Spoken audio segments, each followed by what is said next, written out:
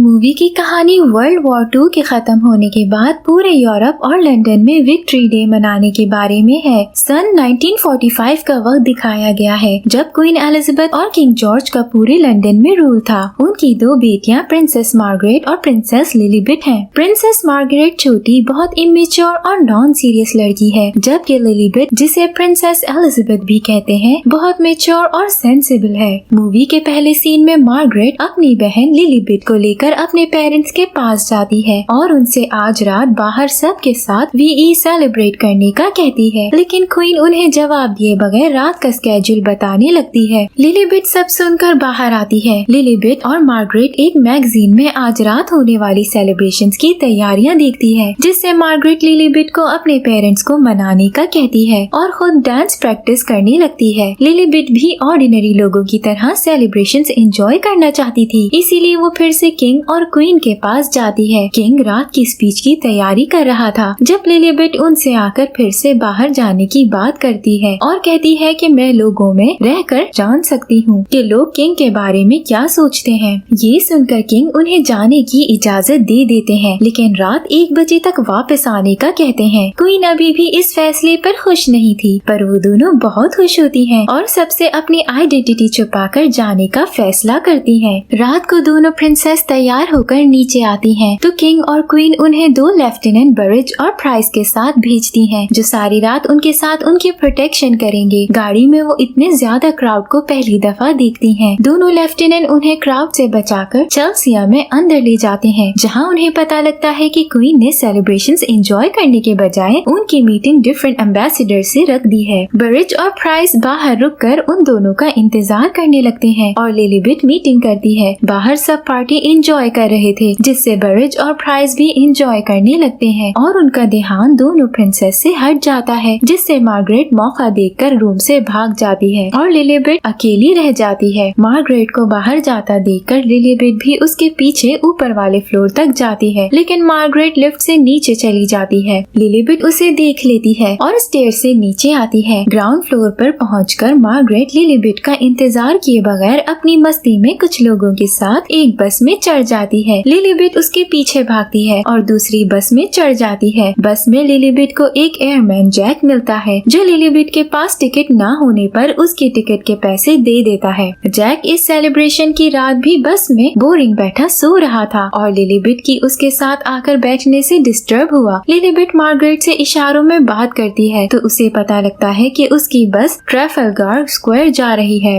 Margaret की बस different root पर जाने लगती है, जिससे लिलीबेट बस से नीचे उतरने लगती है, लेकिन अपना बैग जैक के पास ही भूल जाती है। जैक उसका बैग लेकर डोर के पास आता है और लिलीबेट बस रोकने के लिए चेन पुल करने लगती है, पर वो दोनों बस से नीचे गिर जाते हैं, जिससे लिलीबेट की हील टूट जाती है। बस से उतरकर जैक लिलीबेट को पुलिस से बचाकर अपने साथ एक पब में ले जाता है, जहाँ सब एंजॉय कर रहे थे। जैक लिलीबेट को रिलैक्स करता है और उसे ड्रिंक देता है। उधर मार्गरेट एक लड़के के साथ ट्रैफलगार स्क्वायर पहुँच जाती है और लिलीबेट की फिक्र किए बगैर एंजॉय कर रही थी। पैलेस में किंग कॉल करके बरिज से हालात पूछता है, लेकिन वो दोनों एक रूम में कुछ लड़कियों के साथ होते हैं और किंग को कुछ बताए बगैर बहाना करके फोन बंद कर देते हैं। कॉल के बाद किंग अपनी स्पीच की तैयारी करने लगता है। पब में बैठे लिलीबेट अपने डैड की स्पीच सब लोगों में बैठकर सुनती है। सब लोग किंग से बहुत इंस्पायर्ड थे और किंग की स्पीच सुनकर बहुत खुश होते हैं, सिवाय जैक के, जो किंग के बारे में बुरा भला कहने लगता है। ये सुनकर सब जैक पर गुस्सा होते हैं और किंग के नाम के नारे लगाने लगते हैं। फिर जैक को मारकर बाहर फेंक देते हैं। ये देखकर लिलीबेट को भी गुस्सा आता है। लिलीबेट पहले उस पर गुस्सा होती है और क्लियर करती है कि सब लोग किंग से बहुत मोहब्बत करते हैं, लेकिन जैक गुस्से से कहता है कि जंग खत्म हो चुकी है और मैं एयरफोर्स में होने के बावजूद आज यहाँ वापस सिर्फ किंग की वजह से आया हूँ। लिलीबेट उसकी बात समझ नहीं पाती, लेकिन उसे मदद चाहिए थी, इसीलिए वो उसके पीछे जाती है। दोनों एक दूसरे को अपना इंट्रोडक्शन देते हैं और लिलीबेट अपना नाम लिज़ी बताती है। जैक उसका टूटा हुआ जूता ठीक करता है और उसे लेके ट्रैफलगार स्क्वायर ले आता है। ट्रैफलगार स्क्वायर में लोगों का बहुत ज्यादा रश होता है, लाखों की तादाद में लोग जमा होते हैं। वहाँ जाकर जैक लिलीबेट के साथ फ्लर्ट करने की कोशिश करता है, लेकिन वो उसे कहती है कि वो टेकन है। इस पर जैक बाकी लड़कियों के साथ फ्लर्ट करने लगता है। लिलीबेट हर तरफ मार्गरेट को ढूंढने लगती है, लेकिन बहुत ज्यादा क्राउड की वजह से मार्गरेट उसे मिल नहीं पाती और मार्गरेट फिर से एक लड़के जेफर्स के साथ कहीं और चली जाती है जिसकी इंटेंशंस अच्छी नहीं होती। सब लोग पैलेस के बाहर खड़े होकर किंग के नाम के नारे लगा रहे थे। तभी किंग और क्वीन बालकनी पर आकर सबको वेव करते हैं। लिलीबेट भी ये सब क्राउड में खड़ी देखकर खुश हो रही थी। क्राउड में सब लोग किंग की तारीफें कर रहे थे और सबको खुश देखकर लिलीबेट भी बहुत खुश थी।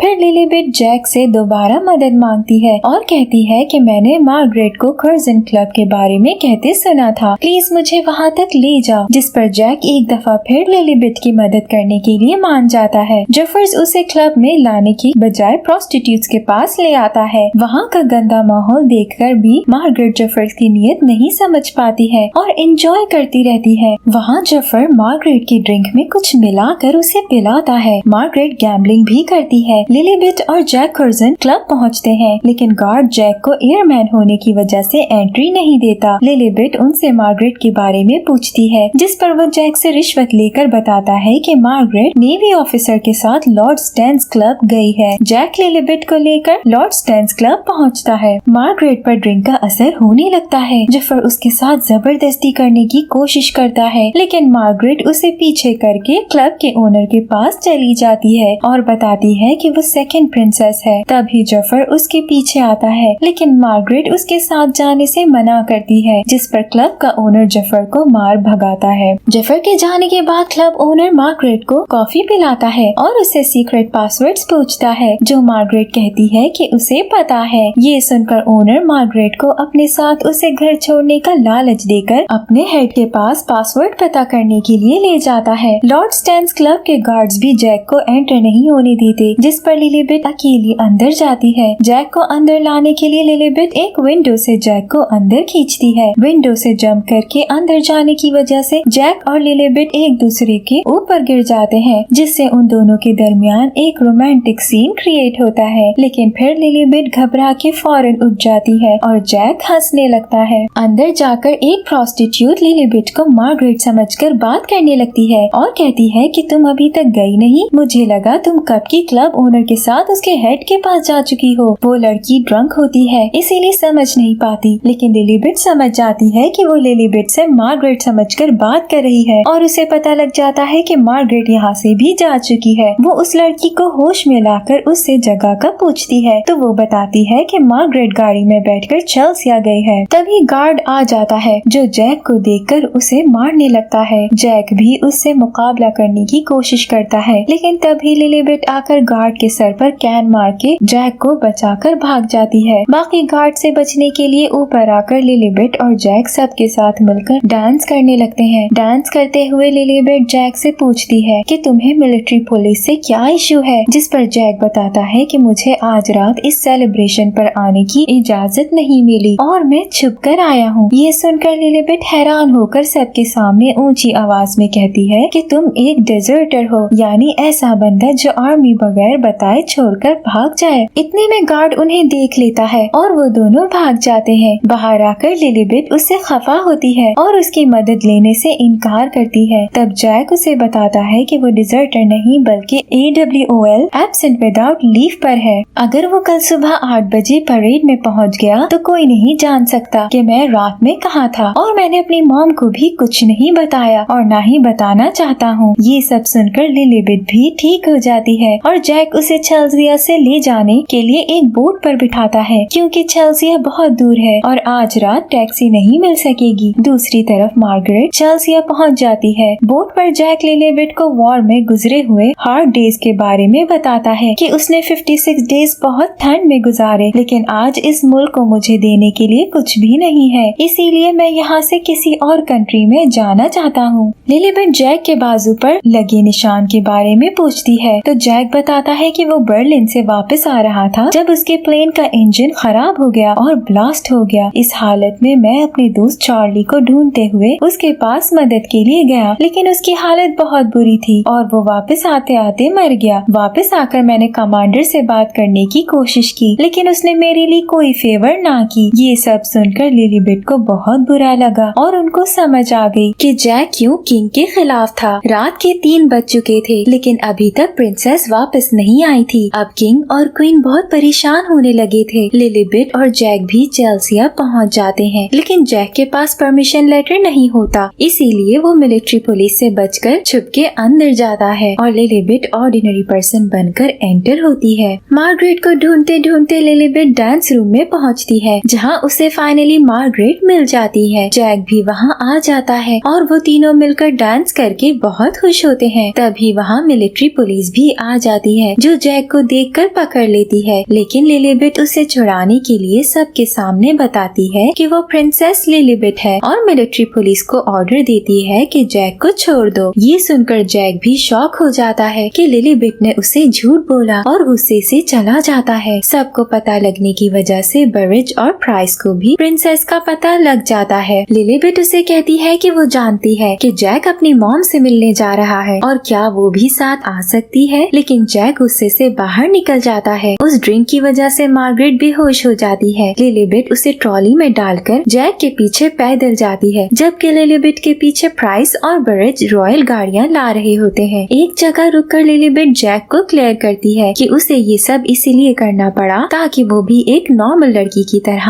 आज की रात सेलिब्रेट कर सके। ये सुनकर जैक मान जाता है और मार्गरेट की ट्रॉली पकड़ने चलने लगता है। लिलीबेट भी उसके साथ चल पड़ती है। सारी रात चलते चलते सुबह की हल्की रोशनी में वो तीनों जैक की मॉम की तरफ पहुंचते हैं। जैक एक छोटे से घर में रहता है, लेकिन वहाँ भी किंग और क्वीन की पिक्स लगी होती है। मार्गरेट जैक के घर जाकर शावर लेकर फ्रेश होती है। लिलीबेट जैक की मॉम से बातें करती है। जैक की मॉम जैक के लिए परेशान थी, लेकिन लिलीबेट उन्हें तसल्ली देती है। फिर वो दोनों पैलेस वापस जाने लगते हैं। मार्गरेट जैक को थैंक्स बोलकर गाड़ी में बैठ जाती है, लेकिन लिलीबेट गाड़ी में जाने से मना कर देती है और मार्गरेट को अकेले वापस भेजकर खुद जैक के साथ पैलेस आती है। मार्गरेट पहले पहुंच जाती है और किंग और क्वीन के पहुंचने पर कल रात होने वाले हर इवेंट की डिटेल उन्हें बताती है। अब किंग और क्वीन लिलीबेट के लिए परेशान हो रहे थे कि वो किस लड़के के साथ आ रही है। अब मुकम्मल सुबह हो चुकी है और लिलीबेट जैक के साथ पैलेस पहुंचती है, जो इतने बड़े पैलेस को देखकर हैरान था। लिलीबेट किंग और क्वीन से मिलती है और उन्हें जैक के साथ नाश्ता करने का कहती है। नाश्ते की टेबल पर जैक किंग की स्पीच की तारीफ करता है, लेकिन किंग और क्वीन उससे सही से बात नहीं करते। फिर लिलीबेट जैक की तारीफ करती है और कहती है कि वो लकी है कि उसे कल रात प्रोटेक्शन के लिए जैक मिला। फिर बताती है कि जैक हीरो है और काफी वॉर्स लड़ चुका है। एंड पर जैक जोक करके कॉन्वर्सेशन को लाइट करने की कोशिश करता है, जिस पर किंग हंसता है, लेकिन क्वीन सीरियस ही रहती है। नाश्ते के बाद किंग जैक से हाथ मिलाता है और लिलीबेट को शाम की मीटिंग का कहकर चला जाता है। जैक को 8 बजे से पहले अपनी परेड में पहुंचना था, जिसके लिए लिलीबेट उसकी हेल्प करती है और खुद ड्राइव करके जैक को छोड़कर आती है। जैक के जाने पर वो दोनों ही सैड थे, लेकिन इस बात का इजहार नहीं कर रहे थे। गाड़ी से उतरकर जैक लिलीबेट को फूल लाकर देता है और उसे गुड बाय कहकर एक किस करता है। लिलीबेट भी खुश हो जाती है और जैक टाइम से परेड के लिए पहुंच जाता है और यहाँ मूवी की हैप्पी एंडिंग हो जाती है।